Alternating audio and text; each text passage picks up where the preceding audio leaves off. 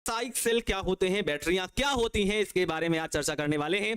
सभी प्यारे बच्चों को पहले से मैं बता दूं कि बैटरियां, यहां से एक लॉन्ग आंसर हमेशा आता है कि शुष्क सेल क्या है, प्राथमिक सेल क्या है, लैक्लांसी सेल क्या है, ठीक है, द्वितीयक सेल क्या होते हैं। यहां से बहुत ज्यादा क्वेश्चन पूछा जाता है। ये बहुत इंपॉर्टेंट टॉपिक रहता है आपके एग्जाम के पैटर्न से देखा जाए, और उस हिसाब से देखा जाए तो बहुत बेहतर तरीके से आपको इसे पढ़ना होगा, ठीक है प्यारे बच्चों। वैसे आज कहते हैं कि आज पेड़ लगाने चाहिए, पेड़ काटने नहीं चाहिए, ठीक है। तो फिर हम आपसे चाहते हैं कि आप सभी बच्चे एक एक पेड़ जरूर लगाएं आज, क्योंकि कहते हैं कि अगर भाई धरती पे पेड़ ही नहीं रहेंगे तो फिर कैसे ये धरती बच पाएगी, ठीक है। बिना पेड़ के फिर एकदम आग का गोला बन जाएगी। आप जहां देख रहे हैं कि कितना ज्यादा टेम्परेचर इस समय हो रहा है। इस साल सभी गर्मियों के टेम्परेचर ने सभी साल के रिकॉर्ड तोड़ दिए हैं, इतना ज्यादा हाई टेम्परेचर हुआ है। तो हम चाहते हैं कि भाई सभी बच्चे पेड़ लगाएं, और छोटा पौधा ही लगाएं, पौधे को उसे सींचें, जैसे आपको आपके माता पिता सींचते हैं, बड़ा करते हैं, वैसे हम चाहते हैं कि आप पेड़ों को लगाएं और उन्हें काटने से बचाएं और उन्हें बड़ा करें, सींचें, और बेहतर तरीके से अपने आसपास का जो परिवेश है उसे तो बेहतर बनाएं। अगर आप अपने आसपास का परिवेश बेहतर बनाएंगे तो बाकी दुनिया क्या करती है आपको उससे मतलब नहीं है। आप अपने आसपास कितना स्वच्छता रखते हैं, अपने आसपास कितना ज्यादा आप उसे साफ रखते हैं, आप कह सकते हो उसे ज्यादा डेवलप रखते हैं, ये आप पर निर्भर करता है। भाई पढ़े लिखे आप हो, पढ़ाई आप कर रहे हो, हर चीज बारे में आप जानते हो, ठीक है। स्टेटस लगा लेने से ही भाई सब कुछ काम नहीं बनता था, उसके अलावा भी बहुत कुछ करना पड़ता है प्यारे बच्चों, ठीक है। ओके, ठीक है, चलें फिर स्टार्ट की जाए क्लास। तो बैटरियों के बारे में बात करने वाले हैं, उससे पहले मैं चाहता हूं भाई अपने दोस्तों को बुला लीजिए क्लास के अंदर, और जल्दी से क्लास को फिर स्टार्ट करते हैं। जल्दी से एक बार दोस्तों को बुला लीजिए और क्लास को फिर स्टार्ट करते हैं। ओके, ठीक है।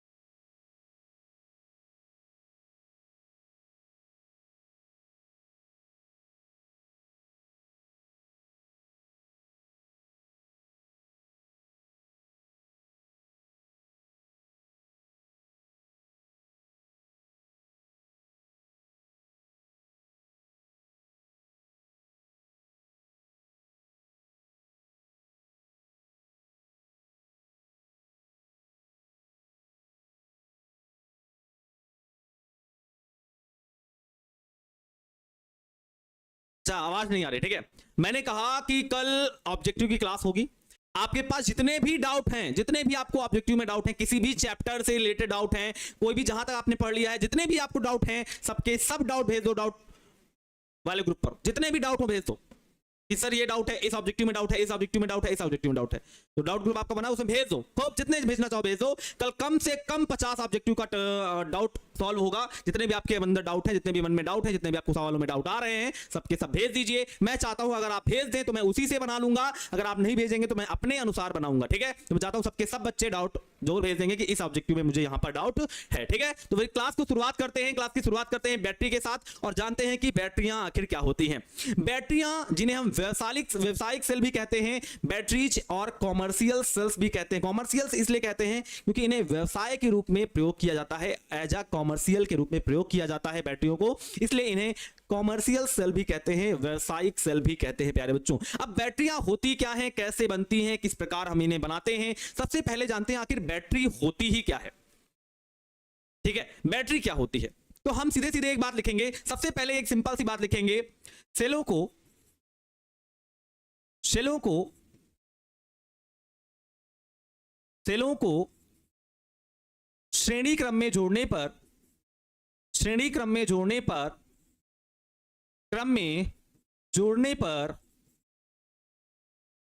जोड़ने पर प्राप्त युक्ति, या यंत्र बोल सकते हो, युक्ति बोल सकते हो, प्राप्त युक्ति बैटरी कहलाती है। बैटरी कहलाती है, बैटरी कहलाती है। क्या सीखा आपने? सर सबसे पहली बात हमने ये सीखी कि बैटरी होती क्या है। आपने कहा जो सेल हमने पढ़े हैं उन सेलों को यदि हम श्रेणी क्रम में जोड़ दें तो श्रेणी क्रम में जोड़ने पर जो युक्ति बनती है, जो साधन बनता है, जो यंत्र बनता है, जो सिस्टम बनता है, आप उसी को ही कहते हैं बैटरी। क्या कहते हैं? बैटरी कहते हैं प्यारे बच्चों। बैटरी कहलाती है जिसमें वैद्युत रासायनिक शेल, जिसमें वैद्युत रासायनिक शेल की प्रमुख भूमिका है, की प्रमुख भूमिका है। क्यों सर वैद्युत रासायनिक सेल की ही प्रमुख भूमिका क्यों है? क्योंकि सर सबसे पहले जब मेरे पास सेल आता है तो मैं सबसे पहले यही जानता हूं कि मेरे पास जो बैटरी है उस बैटरी में सबसे पहले हम, जैसे जब मोबाइल तो थे नहीं, मतलब मान लीजिए तब मोबाइल का जमाना नहीं था, फोन का जमाना नहीं था, सेल फोन का जमाना नहीं था, तो उस कंडीशन में सेल आते थे जिन्हें आप सेल कहते हो, 10 रुपए के सेल, जो छोटे वाले सेल होते हैं, घड़ी में पड़ने वाले होते हैं। तो जो सेल आते थे आप उन्हें बैटरी नहीं बोलते थे। सही कह रहा हूं कि आज भी अगर आप दुकान पर लेने जाते हो रिमोट के सेल्स या घड़ी के सेल, तो उन्हें सेल बोलते हो, बैटरी नहीं बोलते। एक बात तो आपके दिमाग में क्लियर है सर कि सर जब हम दुकान पर घड़ी के सेल लेने जाते हैं या आप कह सकते हो रिमोट के सेल लेने जाते हैं तो हम उन्हें बैटरी ना बोल करके सेल बोलते हैं। सबसे पहले हमारे पास सेल फोन जब नहीं था तो उससे पहले हमारे पास टीवी आ गई थी, टीवी का जमाना था, हमारे पास सेल थे, रेडियो का जमाना था, उसमें भी सेल लगाए जाते थे। ठीक है, वो जो सेल कैसे थे, क्या थे, इसके बारे में पढ़ेंगे। बट जब हम जानते थे वो सेल ऐसे सेल थे कि जिनका प्रयोग अगर एक बार कर लिया जाए तो दोबारा उनका प्रयोग नहीं किया जाता था। क्या मैं बात ये सही कह रहा हूं? बोलिए यस सर, बोलिए। क्लियर? यही बात कह रहा हूं ना, कि कह रहा हूं कि जो पहले हमारे पास सेल हुआ करते थे मैं उन्हें बैटरी नहीं बोलता था। दूसरी कंडीशन है कि जो सेल होते थे उन्हें एक ही बार प्रयोग किया जाता था। अगर वो डिस्चार्ज हो जाते थे, मतलब अगर मान लो वो खराब हो जाते थे, उनके अंदर चार्ज नहीं रहता था, जिन्हें हम डिस्चार्ज बोलते हैं, अगर वो डिस्चार्ज हो जाते थे तो फिर मैं दोबारा उन्हें चार्ज नहीं कर पाता था। तो वो ऐसे सेल थे जिनमें एक रसायन का पदार्थ भरा होता था, मतलब रासायनिक पदार्थ भरा होता था। उस रासायनिक पदार्थ को मैं विद्युत ऊर्जा में कन्वर्ट करता था, रासायनिक ऊर्जा को वैद्युत ऊर्जा में कन्वर्ट करता था, बट मैं दोबारा बाहर से वैद्युत ऊर्जा लगा के दोबारा रासायनिक ऊर्जा में कन्वर्ट नहीं कर पाता था। तो सबसे पहले जो हमारे पास बैटरी थी उसे हम सेल ही बोलते थे, और वो इस प्रकार की बैटरी थी, सेल था, जो केवल और केवल रासायनिक ऊर्जा को ही वैद्युत ऊर्जा में परिवर्तित कर सकता था। तो आपने कहा वैद्युत रासायनिक सेल की प्रमुख भूमिका है, क्योंकि इसमें रासायनिक ऊर्जा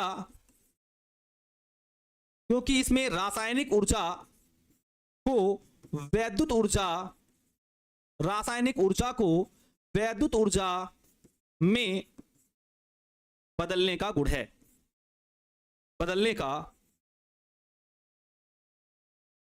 है, मतलब ये एक ऐसा सेल था। पहले जो सेल आते थे, जो बैटरी आती थी, वो ऐसी बैटरी आती थी जिन्हें हम केवल और केवल एक बार प्रयोग कर सकते थे। मतलब हमने अगर मान लीजिए रिमोट में डाला तो रिमोट में डालने के बाद सिर्फ मैं एक बार प्रयोग कर सकता हूं, उसके बाद मैं प्रयोग नहीं कर सकता हूं। जैसे मैं आपको सेल दिखाता हूं, ठीक है, मेरे पास भी कुछ है, देखिए, जैसे ये एक सेल है, ठीक है, पास से दिखाता हूं, ये एक मेरे पास सेल है। जो ये सेल है प्यारे बच्चों, ठीक है, ये सेल दोबारा चार्ज किया जा सकता है। अगर ये डिस्चार्ज हो जाए तो इसे बैटरी की सहायता से, जो इसका चार्जिंग आता है, जो इसका चार्जर आता है, बैटरी कह रहा हूं, जो इसके चार्जर आता है ना, उस चार्जर की सहायता से इसे चार्ज कर सकते हैं। बट जो हमारे पास जो घड़ी में सेल लगे होते हैं, या आप कह सकते हो जो रिमोट में सेल लगे होते हैं, उन्हें हम चार्ज नहीं कर पाते थे। जो रेडियो में बड़े बड़े सेल्स लगे होते थे उन्हें हम चार्ज नहीं कर पाते थे। बट जो आज के समय में सेल्स आते हैं इन्हें हम चार्ज कर सकते हैं।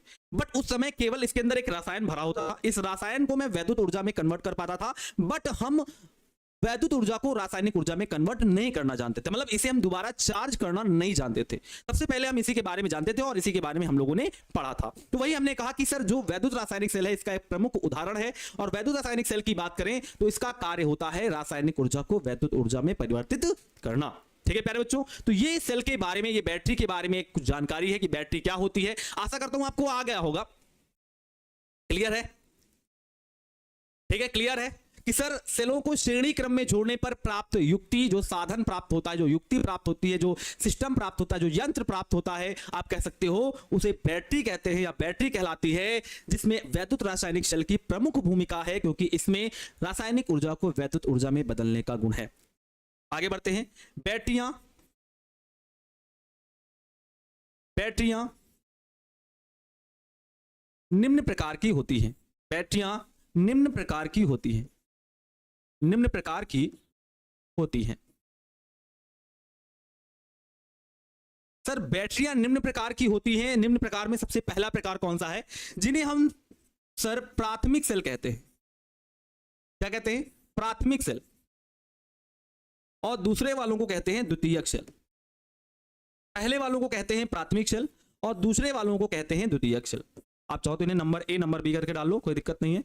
पहले वालों को कहते हैं प्राथमिक सेल, प्राइमरी सेल्स होते हैं, दूसरे वालों को कहते हैं द्वितीयक सेल्स, सेकेंडरी सेल्स होते हैं। प्यारे बच्चों सेल क्या होते हैं जान गए। उसमें से प्रमुख भूमिका किसकी रही? सबसे पहले किसकी भूमिका रही आपने ये भी सीख लिया। फिर सीखा कि उस सेल के अंदर किस चीज का गुण था, आपने ये भी सीखा। और अब सीखा कि सेल जो हमारे हैं, जो हमारी बैटरियां हैं, वो कितनी प्रकार की है। तो हमने बैटरियों को दो प्रकार से बांटा। बैटरियों को हम व्यावसायिक सेल भी बोलते हैं, कॉमर्शियल सेल्स भी बोलते हैं। तो मैंने कहा एक होते हैं प्राथमिक सेल, ये बैटरी ही है, एक प्रकार की बैटरी ही है, और दूसरे होते हैं द्वितीयक सेल। बस क्या है कि इनमें हम श्रेणी क्रम में जोड़ते हैं, बट अभी हमने कोई भी श्रेणी क्रम में नहीं जोड़ा है। प्राथमिक वाले सेलों में ऐसा कुछ भी नहीं रहेगा, द्वितीयक वाले सेल में जाएंगे तो फिर वहां पर सीखेंगे कि यहां पर कैसे क्या कार्य कर रहा है। ठीक है प्यारे बच्चों, तो आइए जरा चलते हैं प्राथमिक सेल के बारे में। मैंने पहले से ही लिख के रखा है, आपको केवल इसे समझाना है और उसे समझाने का मैं प्रयास करूंगा कि प्राथमिक सेल क्या होते हैं। सबसे पहले हम जानते हैं कि आखिर प्राथमिक सेल होते क्या है। देखो मैं दोनों के बारे में यहीं पर चर्चा कर देता हूं। प्राथमिक सेल जो होते हैं वो क्या होते हैं, जरा एक ही बार बोलता हूं। उपयोग में एक बार, उपयोग में एक बार। सिंपल सी बात है कि जो प्राथमिक सेल होते हैं, प्राइमरी सेल्स होते हैं, उनको केवल और केवल उपयोग में एक ही बार लाया जा सकता है। अब कोई बच्चा ये कहेगा सर कि सर जैसे मान लीजिए मैंने रिमोट में सेल डाला, एक बार डाल दिया और फिर निकाल दिया, क्या दोबारा डालूंगा तो रिमोट नहीं चलेगा? अरे भैया बेवकूफों की तरह थोड़ा ना सवाल कह रहा हूं। मैं कह रहा हूं कि अगर वो एक बार डिस्चार्ज हो जाए, एक बार उसकी बैटरी मतलब उस बार उसके अंदर जो सेल है, सॉरी जो सेल है आपका, जो सेल है, अगर उसके अंदर भरे केमिकल एनर्जी को पूरा पूरा खत्म कर दिया जाए, उसके अंदर जो केमिकल एनर्जी है पूरी की पूरी अगर हम इलेक्ट्रिकल एनर्जी में, वैद्युत ऊर्जा में कन्वर्ट कर दें, तो फिर उसके बाद में उसे चार्ज नहीं कर सकता। मतलब अगर कोई सेल है, अगर वो डिस्चार्ज हो जाए तो उसे दोबारा चार्ज नहीं किया जा सकता है। मैंने कहा उपयोग में केवल एक बार, उपयोग में एक ही बार प्रयोग किया जाता है, बार बार प्रयोग नहीं किया जाता। तो आप ऐसे लिख सकते हो, चाहो तो ऐसे लिख दो, not be charge after discharge.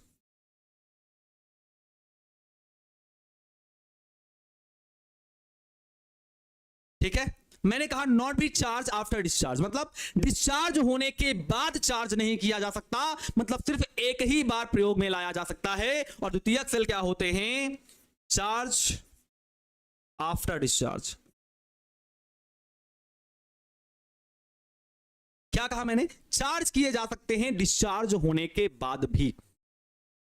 Charge after discharge मतलब सर डिस्चार्ज के बाद भी हम चार्ज इन्हें कर सकते हैं। ये हमारे सेकेंडरी सेल्स होते हैं, और जो प्राइमरी सेल्स होते हैं उन्हें डिस्चार्ज होने के बाद दोबारा चार्ज नहीं किया जा सकता। बताइए क्या हो गया?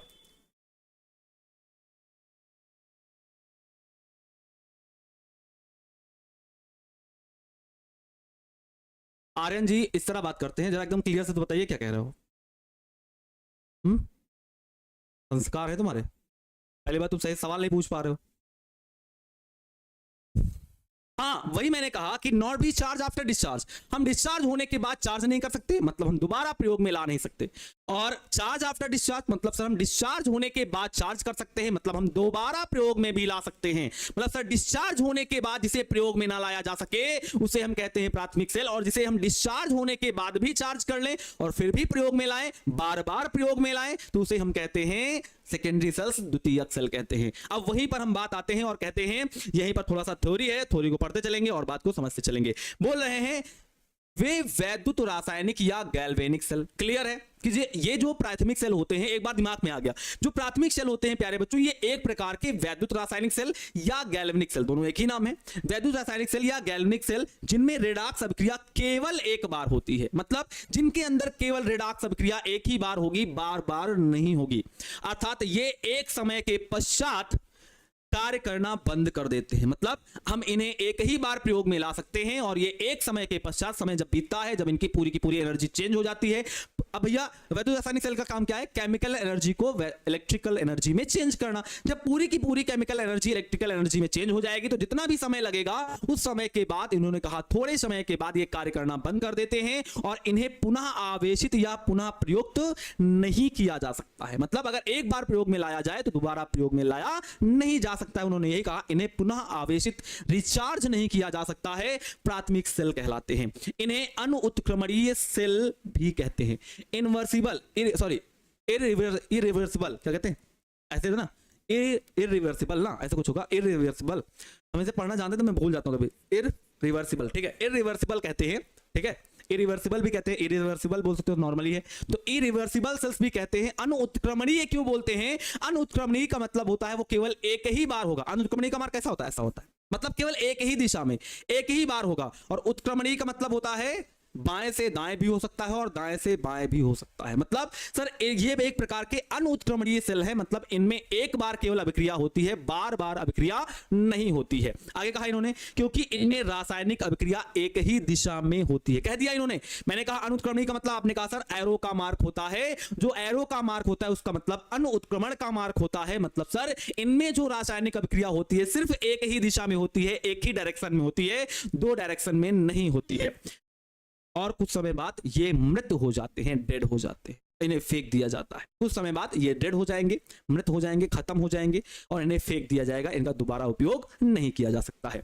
इस प्रकार के सेलों के उदाहरण शुष्क सेल है एवं मरकरी सेल है। मतलब दो प्रकार के इनके उदाहरण हैं जिनमें हम शुष्क सेल और मरकरी सेल को जानते हैं।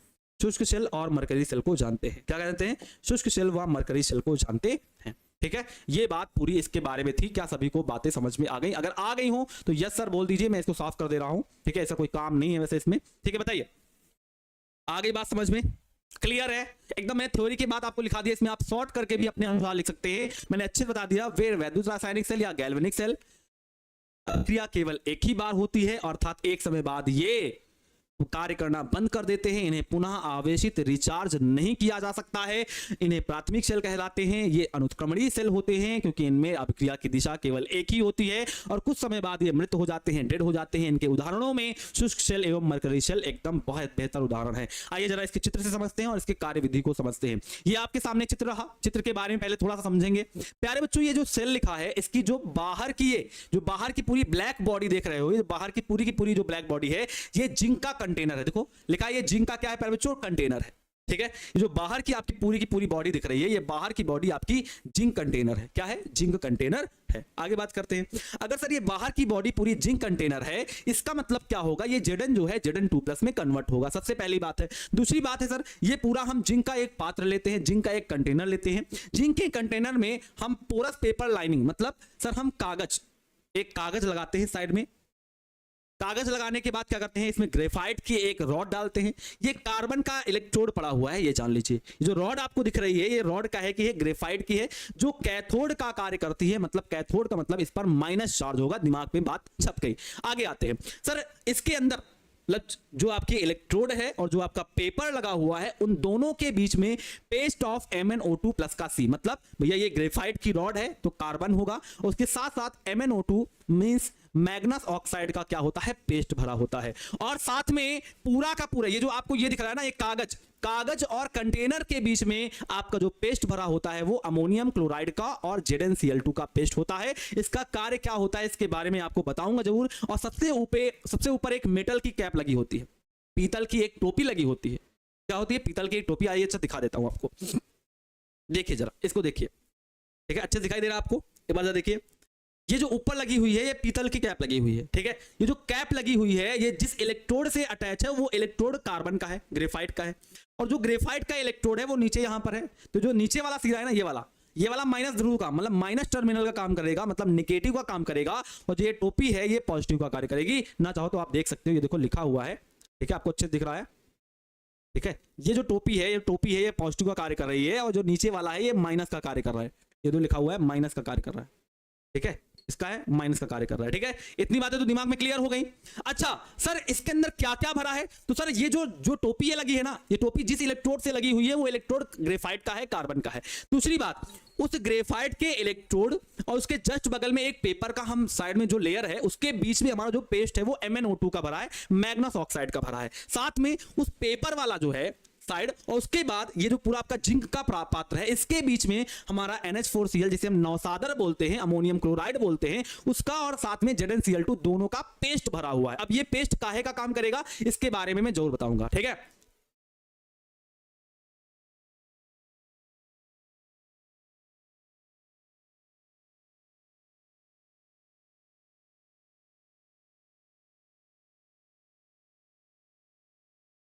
ठीक है, क्लियर है बात। हाँ, एक बच्चा कह रहा है सर लैक्लांसे सेल की खोज 1866 में हुआ था, देख लेंगे। ठीक है, देख लेंगे, वैसे अलग अलग बुकों में अलग अलग मत है, मैं देख लेता हूं। 1866 है, देख ले रहे हैं।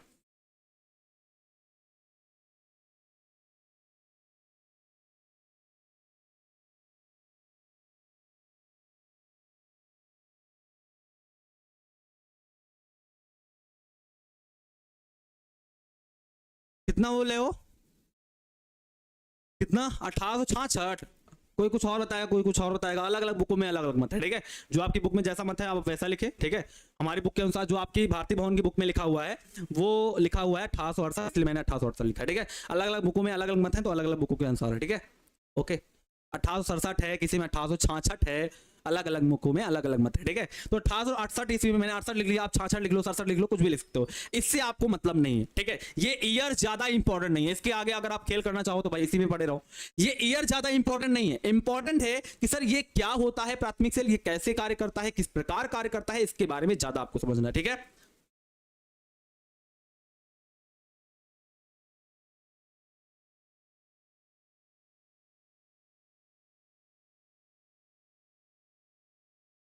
ठीक है, चलो आ जाओ। कहते हैं इस सेल का आविष्कार जॉर्जेज लैक्लांसी ने सन 1868 ईस्वी में किया था, इसीलिए इसे लैक्लांसी सेल, बहुत लोग इसे लैक्लांचे सेल, बहुत लोग इसे लैक्लांची सेल अलग अलग नामों से भी जानते हैं। ओके, क्लियर है, आ जाओ। अच्छा, इसमें जिंक का एक बेलनाकार बाहरी पात्र होता है। अब पूरा का पूरा केवल इस सेल के बारे में लिखा जाएगा। ठीक है, जो सेल के बारे में था वही मैं लिख रहा हूं।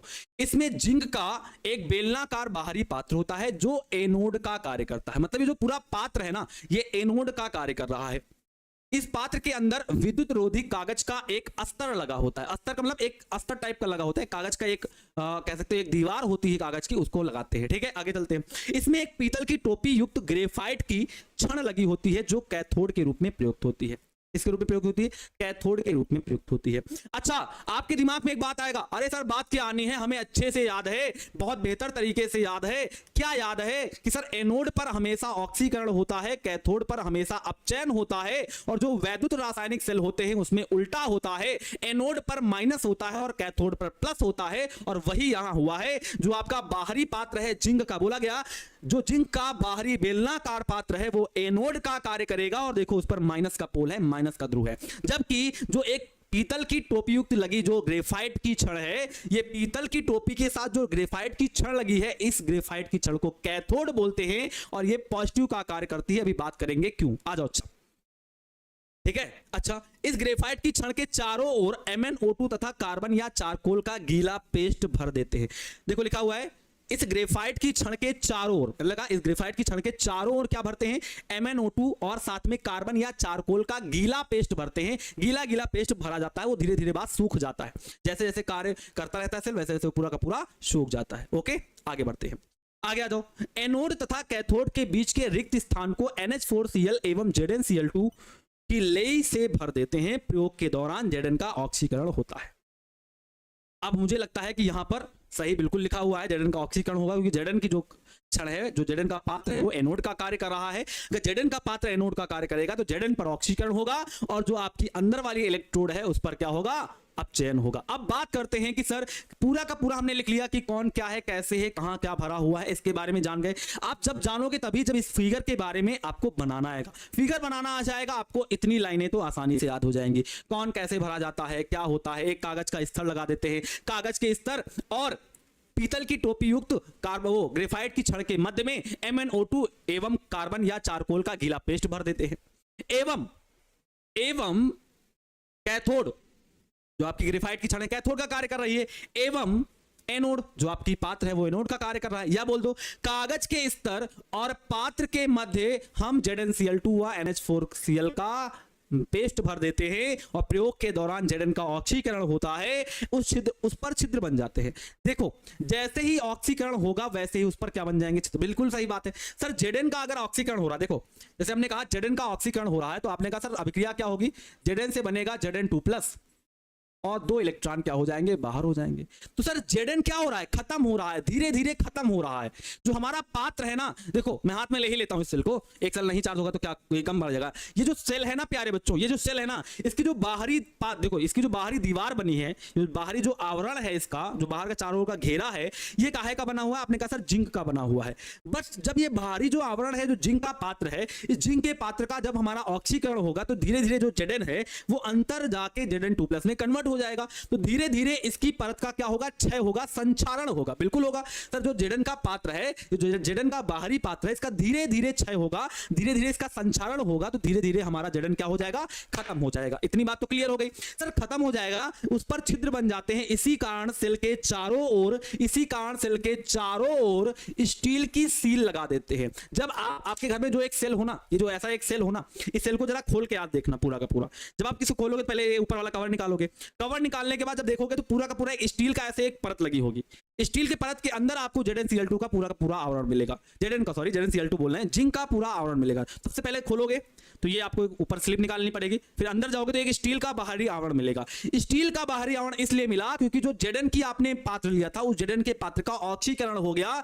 Zn धीरे धीरे खत्म हो रहा है, Zn धीरे धीरे खत्म हो रहा है, तो उस पर क्या हो रहा है, छोटे छोटे छिद्र बन रहे हैं। छोटे छोटे छिद्रों की वजह से उसका क्षय हो रहा है, संचारण हो रहा है, आप कह सकते हो। तो वो ना होने पाए, वो हो भी जाए तो हमारा जो बाहरी आवरण है ये बचा रहे, सेल जो है ये बचा रहे, इसके लिए हम इसके बाहरी परत को कैसे ढक देते हैं, स्टील की एक मोटी या स्टील की एक पतली पन्नी से, कह सकते हो स्टील की एक दीवार से हम इसे पूरा का पूरा ढक देते हैं। आगे देखो, सेल में विभिन्न इलेक्ट्रोडों पर निम्नलिखित अभिक्रियाएं होती हैं जिसमें Zn जो है Zn2+ में कन्वर्ट हो जाएगा। फिगर को फिर से बता दीजिए। फिगर में क्या है, Zn का एक पात्र है, Zn का एक बाहरी पात्र है जो एनोड का कार्य करता है। अगर भाई आपने सीखा जो प्राथमिक सेल होते हैं एक प्रकार के वैद्युत रासायनिक सेल होते हैं, तो आपने कहा सर वैद्युत रासायनिक सेल में क्या होता है, एनोड पर माइनस होता है, कैथोड पर प्लस होता है। तो आपने कहा सर जो Zn का बाहरी पात्र लेते हैं जो एनोड का कार्य करता है, एवं एक कागज का स्तर लगा देते हैं और मध्य में टोपी युक्त या पीतल की टोपीदार एक ग्रेफाइट की छड़, एक ग्रेफाइट का इलेक्ट्रोड लगा देते हैं जो हमारा एनोड का कार्य करता है, जो कैथोड का कार्य करता है। कागज के स्तर व इलेक्ट्रोड के मध्य में MnO2 व चारकोल या कार्बन का गीला पेस्ट भर देते हैं। फिर कागज के स्तर व पात्र के दीवारों के मध्य ZnCl2 व NH4Cl का पेस्ट भर देते हैं। बस इतना ही है।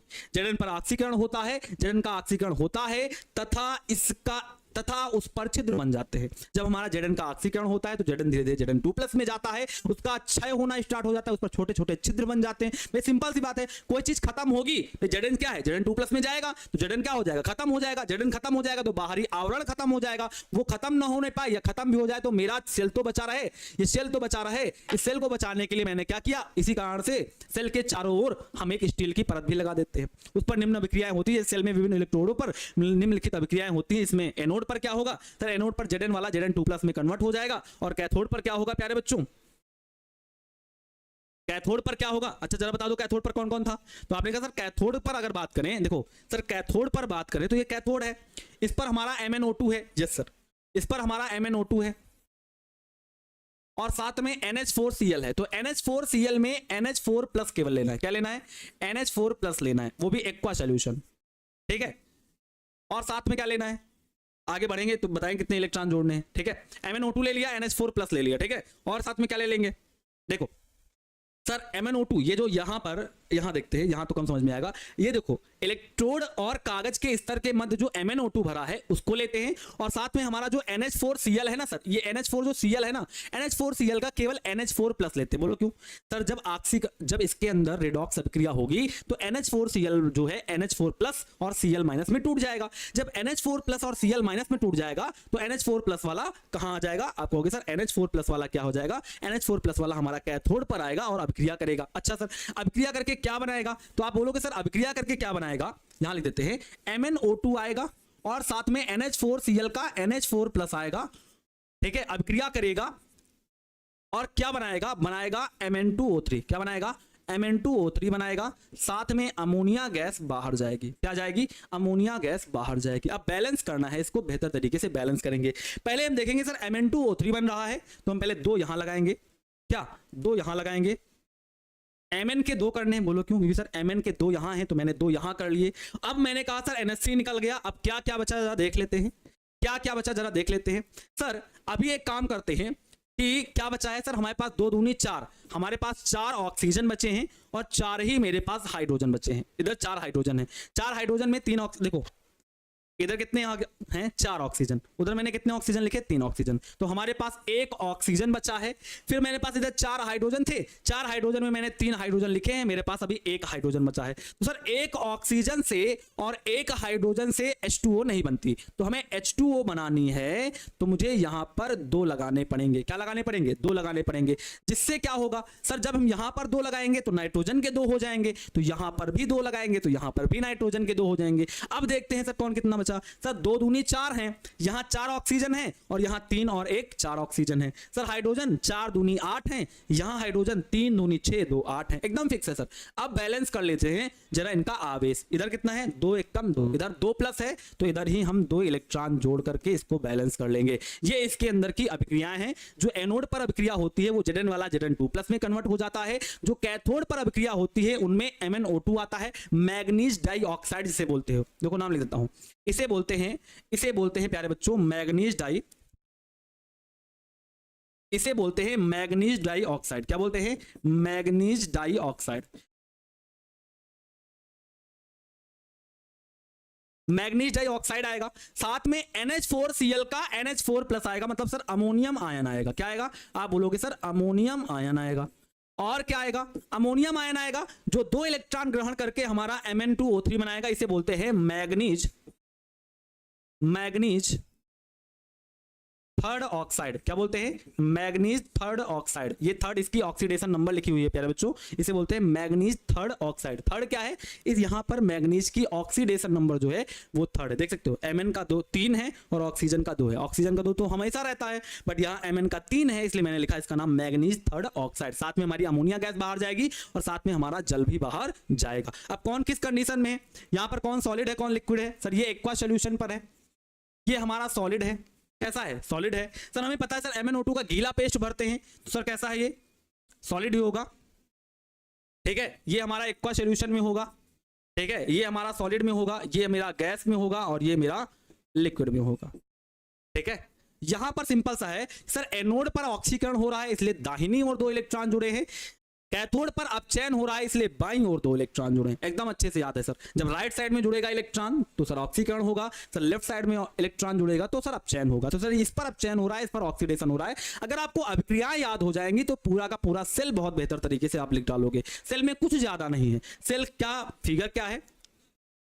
ठीक है, सेल का फिगर क्या है? सेल के फिगर में कौन कैसे कैसे है, उसके बाद सेल पर कैसी अभिक्रियाएं होती हैं उनको याद कर लो, बाकी और किसी से कोई मतलब नहीं है। पेपर में आ जाए प्राथमिक सेल किसे कहते हैं विस्तृत रूप से समझाइए, तो आपको उसका चित्र बनाना है। प्राथमिक सेल के बारे में मैंने जो जो बताया है, इस जो बताने में तुमको जितना भी शॉर्ट कर पाते हो, जितना भी छोटा कर सकते हो उतना छोटा करके सबको लिख डालना। पहले लिखना क्या होता है, क्या कहते हैं इसको, क्या इसके नाम हो सकते हैं, उसके बाद इसकी पूरी संरचना के बारे में लिखना और साथ में बाद में इसके ऊपर लिख देना इसके इलेक्ट्रोडों पर कौन सी अभिक्रियाएं होती हैं। अभिक्रियाएं लिखिए, खत्म कीजिए, मामला खत्म हो जाएगा। फिर से एक बार बता दे, देखो कुछ है नहीं सर। जिंक का एक पात्र लेते हैं जो एनोड का कार्य करता है एवं अंदर की ओर जिंक के पात्र के अंदर एक कागज का स्तर लगा देते हैं।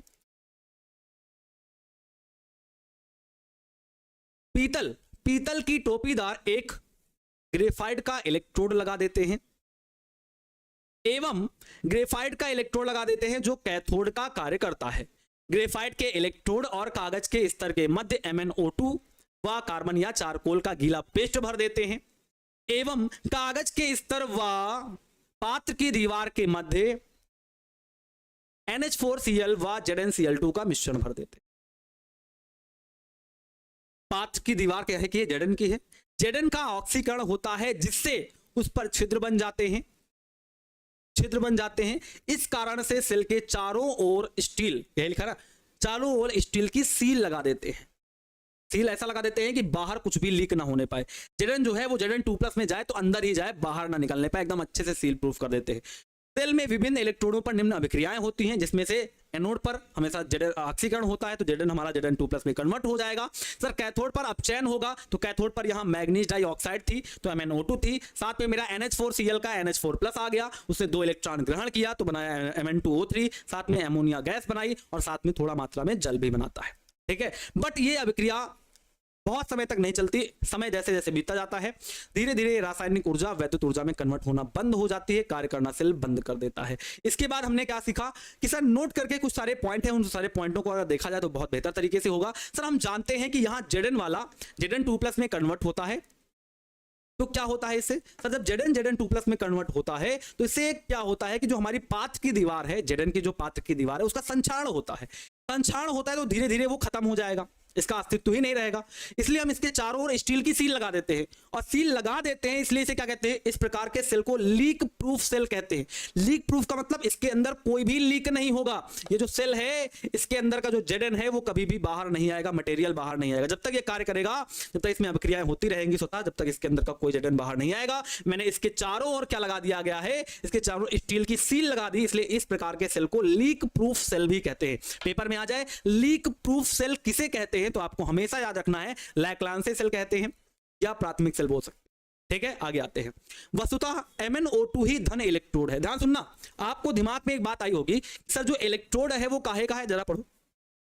इसमें एक पीतल की टोपी युक्त ग्रेफाइट का इलेक्ट्रोड लगाते हैं। आपके दिमाग में ये बात आएगी कि यहां पर जो ग्रेफाइट है प्यारे बच्चों, यहां पर जो ग्रेफाइट है वो हमारा कैथोड का कार्य करेगा। बिल्कुल दिमाग में आएगा क्योंकि आपने साफ साफ यहां कहा कि जो आपका देखो यहां लिखा है टोपी युक्त ग्रेफाइट की छड़ लगी होती है जो कैथोड के रूप में प्रयुक्त होती है। तो आपके दिमाग में ये आया कि यहां पर जो कैथोड है वो हमारा ग्रेफाइट का है। ना ना ना ना, जो ग्रेफाइट है वो कैथोड का कार्य नहीं कर रही है, बिल्कुल नहीं कर रही है। कार्य कर रहा है MnO2। MnO2 ही धन इलेक्ट्रोड है। धन इलेक्ट्रोड का मतलब यहां कैथोड की बात कर रहे हैं। MnO2 ही धन इलेक्ट्रोड है। ग्रेफाइट की छड़ का काम सिर्फ विद्युत का संग्रह करना है। विद्युत का संग्रह का मतलब उसको इकट्ठा करना है। ग्रेफाइट की छड़ का और कोई काम नहीं है। यहां पर सबसे बड़ा कंफ्यूजन ये आता है, आपसे कहा जाता है कि इसके अंदर जो ये पीतल की टोपी से कनेक्ट हुआ एक जो इलेक्ट्रोड लटका हुआ है वो कार्बन का है, तो कैथोड का है, उस पर हमेशा धन है। तो आपका जो धन इलेक्ट्रोड है वो ग्रेफाइट का है, जिसे हम कैथोड बोल रहे हैं यहां। तो जो धन इलेक्ट्रोड है वो ग्रेफाइट का है। आपके दिमाग में हमेशा ऐसा रहेगा, बट नहीं, जो MnO2 का गीला पेस्ट भरा गया था, यहां MnO2 जो है वो धन इलेक्ट्रोड है, जबकि ग्रेफाइट का केवल काम है सिर्फ और सिर्फ विद्युत का संग्रह करना, इलेक्ट्रिक को स्टोर करना। इलेक्ट्रिकल जो एनर्जी आ रही है उसको स्टोर करता है, बस और कुछ नहीं करता। इलेक्ट्रोड का काम नहीं करता, सिर्फ उसे स्टोर करने का काम करता है। साथ में शुष्क सेल वस्तुतः शुष्क नहीं होता। सबसे पहले जान लो, इसका नाम जरूर शुष्क सेल है बट ये शुष्क नहीं होता।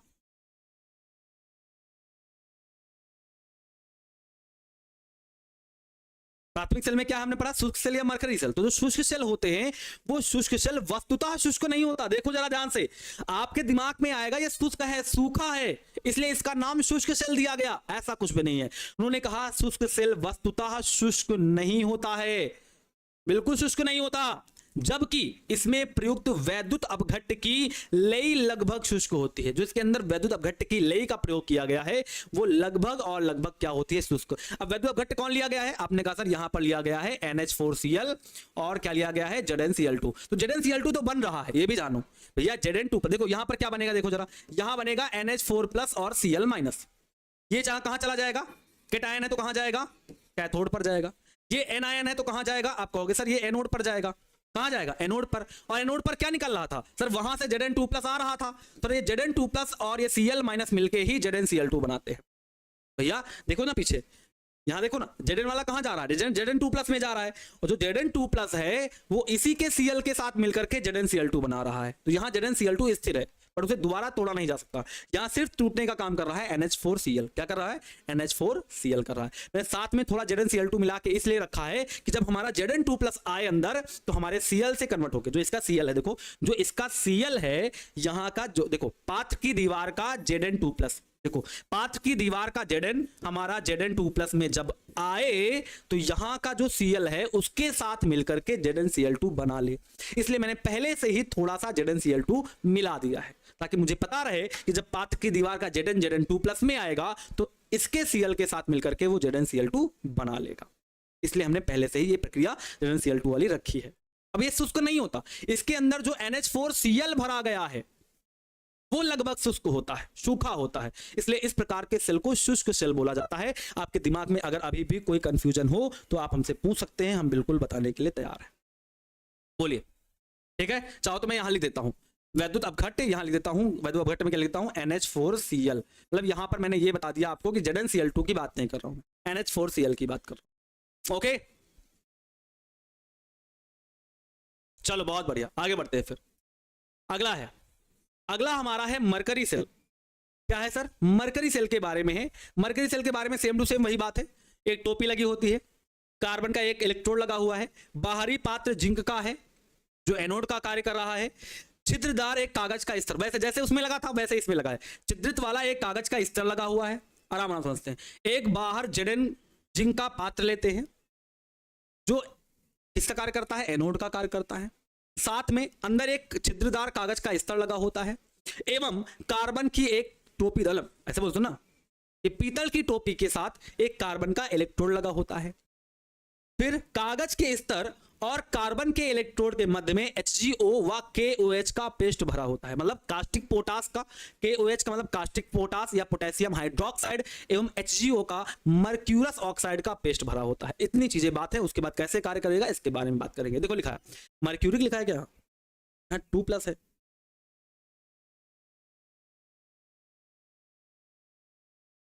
ठीक है देखा जाएगा। अच्छा +1 होगा तो मर्क्यूरस, ठीक है सही है। यह भी एक विशेष प्रकार की शुष्क शेल है। क्या कह रहे हैं कि सर ये जो सेल है ना, ये भी एक प्रकार का शुष्क सेल है। देखो ये कैसा है, एक प्रकार का शुष्क सेल ही है। कैसा है, आप कहोगे सर शुष्क सेल ही है। मरकरी सेल भी एक प्रकार का शुष्क सेल है जिसका उपयोग लघु उद्योगों यंत्रों जैसे घड़ियां, सुनने के यंत्र, कैलकुलेटर एवं कैमरा आदि में होता है। मतलब जैसे कैमरा हो गए उनके सेल बनाने में, घड़ियों के सेल बनाने में, घड़ी कौन सी, हाथ वाली घड़ी की बात कर रहे हैं, ठीक है, हाथ वाली जो घड़ी होती है उसकी बात करें, जैसे हाथ वाली घड़ी के जो छोटे छोटे सेल होते हैं उनकी बात कर रहे हैं, सुनने के जो यंत्र होते हैं उसमें जो सेल लगा होता है उनकी बात कर रहे हैं, कैलकुलेटर में जो सेल लगा होता है उसकी बात कर रहे हैं, एवं कैमरा में जो सेल लगा होता है उसकी बात कर रहे हैं। ये सेल किसके बने होते हैं, मरकरी के बने होते हैं, इन्हें मरकरी सेल कहते हैं। इसमें जिंक पात्र एनोड एवं कार्बन ग्रेफाइट की छड़ कैथोड का कार्य करती है। इसमें अंदर की सतह पर छिद्रदार सरंध्र, छिद्रदार का सरंध्र मतलब छेद युक्त कागज का स्तर लगा होता है। इसमें KOH एवं मर्क्यूरिक ऑक्साइड HgO का आर्द्र मिश्रण, आर्द्र का मतलब होता है नमी, आर्द्र का मतलब क्या होता है पहले बच्चों, नमी, मतलब थोड़ा सा गीला पेस्ट, गीला पेस्ट है आर्द्र मिश्रण, जिसे हम पेस्ट बोलते हैं। पेस्ट किसका बनेगा, गीला होगा तभी पेस्ट बनेगा। आर्द्र मिश्रण वैद्युत अपघट्य के रूप में प्रयुक्त किया जाता है। मरकरी सेल में निम्नलिखित सेल अभिक्रिया से वैद्युत ऊर्जा प्राप्त होती है। कैसे प्राप्त होती है इसके बारे में हम चर्चा करेंगे कि एनोड पर कैसी अभिक्रिया होगी। तो सर एनोड पर वही होगा, Zn वाला Zn2 प्लस में कन्वर्ट होकर 2 इलेक्ट्रॉन मुक्त कर देगा। इसमें कौन सी बड़ी बात है, सिंपल सी बात है। बट यहां पर थोड़ा सा उल्टा है। क्या उल्टा है जरा देखते हैं। देखो यहां पर क्या भरा है साथ में KOH, क्या भरा है KOH। देखो KOH देखो क्या भरा है, देखो मैं बता रहा हूं KOH का जो K प्लस और OH माइनस है उसमें से OH माइनस क्या करेगा, देखो जरा यहां Zn है, यहां पर OH माइनस आएगा, क्या आएगा OH माइनस आएगा और बना लेगा यहां पर ZnO। क्या बना लेगा, ZnO बनाएगा और साथ में क्या मुक्त करेगा, देखो जरा देखते हैं। यहां पर आएगा ZnO बनाएगा और साथ में क्या मुक्त करेगा, ZnO बनाएगा और साथ में H2 गैस मुक्त करेगा। O भी मुक्त करना चाहिए इसको, Zn बनाएगा और साथ में क्या मुक्त करेगा, ठीक है। रुको अच्छा देखते हैं फिर से एक बार। पाथ की दीवार Zn की है, अंदर पेस्ट भरा हुआ है HgO और KOH का, ठीक है। तो आपने कहा सर जो KOH होगा उसमें जब टूटेगा तो K प्लस टूटेगा, OH माइनस टूटेगा।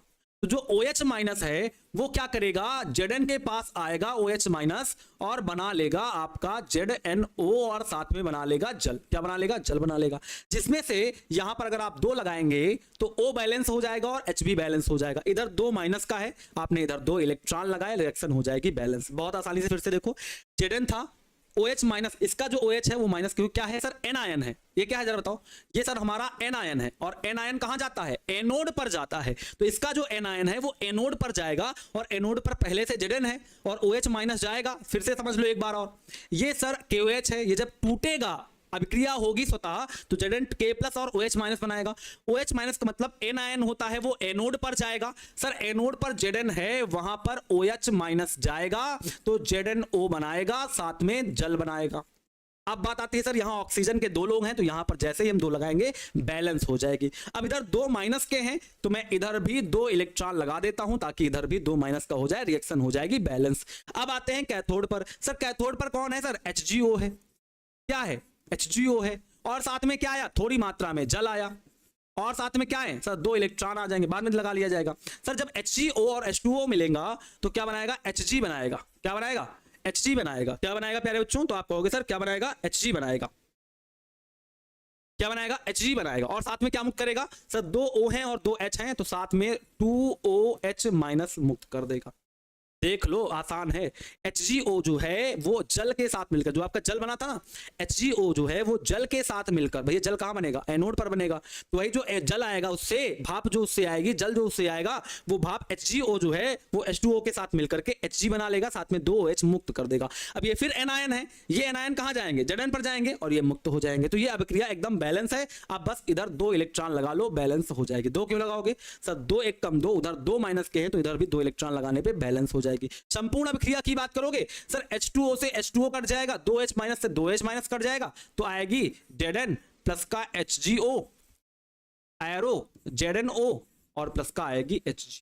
ये हमारी रिएक्शन बन के आ जाएगी। यहाँ Hg हमारा लिक्विड का होगा, ये एक्वस सॉल्यूशन, ये लिक्विड का होगा, ये सॉलिड का होगा, ये सॉलिड का होगा, ये सॉलिड का होगा, ये भी सॉलिड होगा, ये लिक्विड होगी और ये सर सॉलिड होगा, ये लिक्विड होगा, ये सर एक्वा सॉल्यूशन होगा और ये वाला सॉलिड होगा। बोलिए क्लियर ना। Zno कैसे बनाओगे, Zn कहां चला जाएगा, Zn प्लस का OH माइनस में अश्विनी कुमार जी, अगर Zn वाले में ऐसे करोगे तो Zn वाला OH माइनस के साथ क्या बनाएगा, ZnO बनाएगा, ZnO बनाएगा और साथ में जल बनाएगा। तो बैलेंस करोगे तो O के 2 लोग हैं तो यहां पर 2 लगाने पे बैलेंस हो जाएगी। 2 माइनस इधर है तो आप इलेक्ट्रॉन इधर नहीं जोड़ सकते क्योंकि इलेक्ट्रॉन भी माइनस का होता है, यहां पर भी माइनस है तो इधर नहीं जोड़ोगे, इसकी अपोजिट साइड जोड़ोगे, यहां 2 इलेक्ट्रॉन, ठीक है। दूसरे वाले में आओगे सर, कैथोड पे क्या क्या था, देखो ना कैथोड पे क्या है, ये रॉड का है कि कार्बन की इलेक्ट्रोड है, इसके साथ में क्या भरा है देखो ना, कागज के स्तर और इस इलेक्ट्रोड के बीच में क्या भरा है, HgO भरा है। तो HgO में क्या होगा, जो Hg होगा, HgO जो होगा वो क्या करेगा, जल क्या करेगा, ग्रहण करेगा। जो जल बना था ना भैया एनोड पर वो कहां आएगा, ग्रहण करेगा। तो HgO जो है जल ग्रहण करेगा, साथ में Hg प्लस का 2OH माइनस बना लेगा। बैलेंस है ये भी रिएक्शन, उधर 2 माइनस के थे, इधर मैंने 2 इलेक्ट्रॉन लगा दिया, बैलेंस कर दी। जब ऐड करेंगे तो देख लो H2O से H2O कट जाएगा, 2 इलेक्ट्रॉन से 2 इलेक्ट्रॉन कट जाएंगे और 2H माइनस से 2H माइनस कट जाएगा, सब कुछ तो कट जाएगा। क्या क्या बचेगा, Zn बचेगा, HgO बचेगा, इधर बचेगा ZnO और Hg बचेगा। तो ये आपकी संपूर्ण अभिक्रिया हो जाएगी। कहते हैं इस सेल से सदैव 1.35 वोल्ट का विभव मिलता रहता है। ये बात देखिए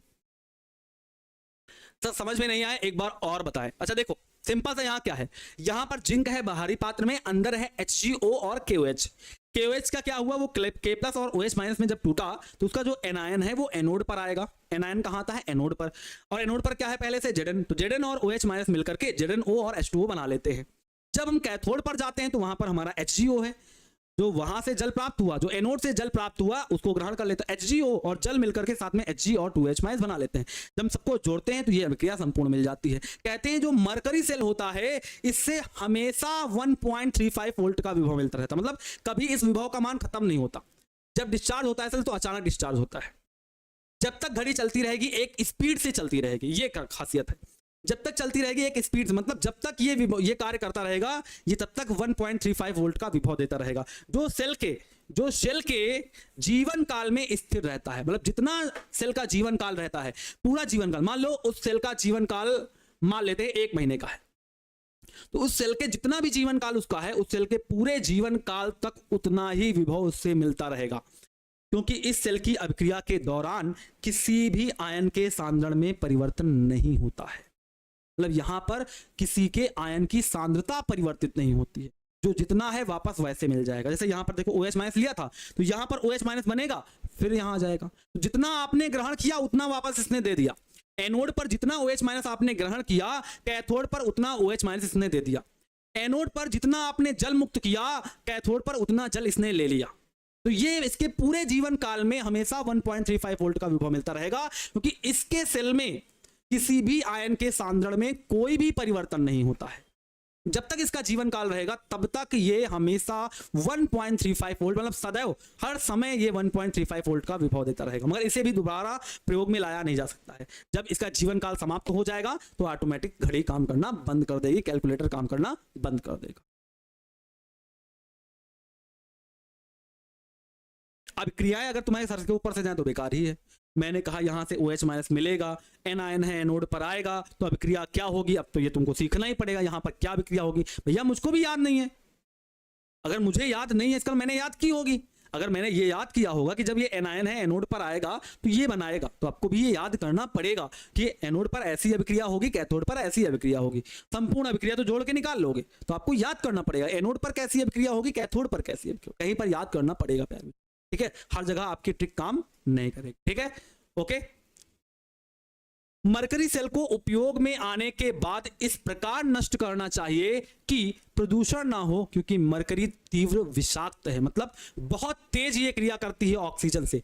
ऑक्सीजन जो है मरकरी से, या कह सकते हो मरकरी जो है जब आपके खुले वातावरण में आती है तो बहुत तेज क्रिया करती है और एक प्रदूषण भी फैलाती है। तो जब भी मरकरी सेल को आप डिस्ट्रॉय करें, खत्म करें, तो अपने हाथों से ना करें। मरकरी सेल को ऐसे फेंक दें, कहते हो निकालते हो फेंक देते हो, डिस्ट्रॉय ना करो, उसको कूचो मत, हथौड़ा मार के उसको तोड़ो मत। जैसे आप इस वाले सेल को खोल के देख सकते हो, बट मरकरी वाले सेल को खोल के मत देखना, इससे प्रदूषण होगा, आपको भी बीमारी फैलेगी, कुछ ना कुछ आपको भी प्रॉब्लम होगी। तो जो मरकरी सेल होते हैं उनको अगर डिस्ट्रॉय किया जाए तो एकदम एक अच्छे तरीके से डिस्ट्रॉय करना चाहिए, ताकि मरकरी जो है वो बाहर ना फैलने पाए, प्रदूषित ना होने पाए, प्रदूषण ना फैलने पाए। तो ये ध्यान में रखा जाता है कि जब भी मरकरी सेल को आप तोड़े तो अपने हाथों से ना तोड़े, ऐसे ही फेंक दें। जब ऑटोमेटिक वो गल जाएगी पृथ्वी के अंदर, तल में, धरातल में धंस जाए, दब जाए, कोई दिक्कत नहीं, कूड़े करकट में चले जाए, कोई दिक्कत नहीं, तोड़ो नहीं उसको कभी।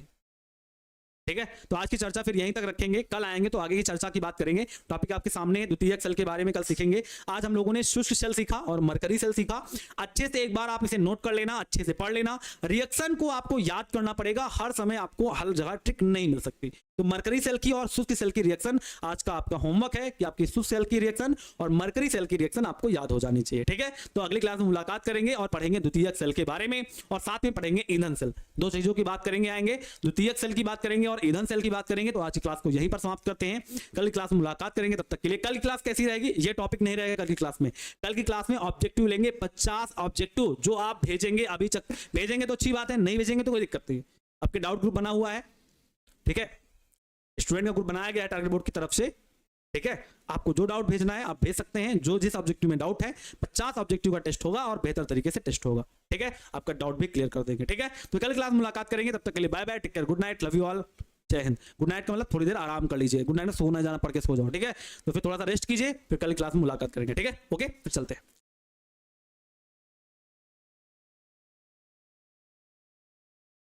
उम्मीद करते हैं आप सभी अच्छे होंगे, मस्त होंगे, स्वस्थ होंगे और अपने तैयारी में बहुत